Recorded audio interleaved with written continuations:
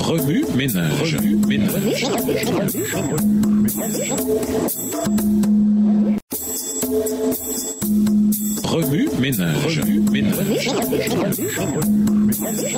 Bienvenue dans votre émission Remue ménage. Nous voilà la leçon de dimanche, l'ironie de Dieu, intériorisée. Pour éradiquer toute une génération d'hommes israélites, Pharaon mit le paquet en dernier recours. Il donna l'ordre de jeter tous les garçons nouveau-nés dans le Nil. Dans Exode 2, Aram et Jochebed, un couple de la tribu de Lévi, furent confrontés à cette réalité. Ils avaient un garçon plus âgé, Aaron, lequel avait alors 3 ans, Exode 7, verset 7, et au moins une fille plus âgée, Myriam, dont l'âge n'est pas mentionné, Exode 15, verset 20. Comme nous l'avons vu dans l'étude de la semaine dernière, Dieu utilisa l'ordre funeste de Pharaon pour apporter la vie. Pharaon avait ordonné que les garçons nouveau-nés soient jetés dans le Nil. Jochebed, mère de Moïse, pria pour que son petit garçon âgé maintenant de 3 mois vive. Se tournant alors vers le fleuve comme une réponse possible à sa prière, elle construisit une corbeille flottante. Elle y déposa tendrement son bébé, puis la posa sur le fleuve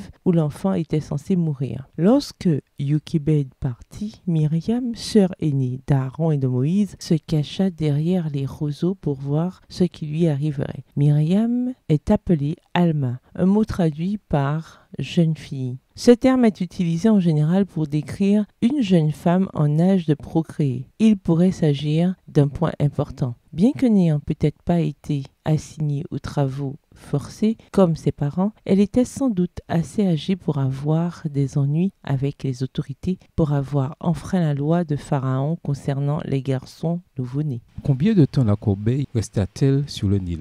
On ne le sait pas. Ce qu'on sait, c'est qu'un peu plus tard, la fille du pharaon descendit au fleuve pour s'y baigner. Elle aperçut la corbeille au milieu des roseaux et envoya sa servante la prendre. Puis elle l'ouvrit et vit un petit garçon qui pleurait. Exode 2, versets 5 et 6. Voyant que la princesse avait compassion du bébé, Myriam s'avança ardemment et lui parla. Sa vivacité d'esprit permit de réunir la mère et l'enfant. Ainsi, Dieu était clairement à l'œuvre dans la vie de ce nourrisson. Dans ses premières années, Moïse se fit certainement raconter comment sa mère et sa sœur l'avaient sauvé de la noyade. Cette histoire indiquait-elle que Dieu avait des projets spéciaux pour lui? Moïse savait que sa vie serait importante. Il devait simplement s'assurer d'être prêt lorsque son heure viendrait. À l'âge de 40 ans, acte 7, les versets 22 et 23, il crut cette heure arriver lorsqu'il aperçut un Égyptien en train de maltraiter un esclave israélite. À la cour, Moïse était accepté en tant qu'Égyptien, puisqu'il était le petit-fils adoptif de Pharaon. Mais dans son cœur, il était un Israélite. Il se dit que le moment de défendre son peuple était venu. Remue ménage, revenez à votre texte écrit et étudiez le passage. Encerclez les mots ou expressions ou idées répétées. Soulignez les mots ou expressions qui sont importants et qui signifient quelque chose pour vous.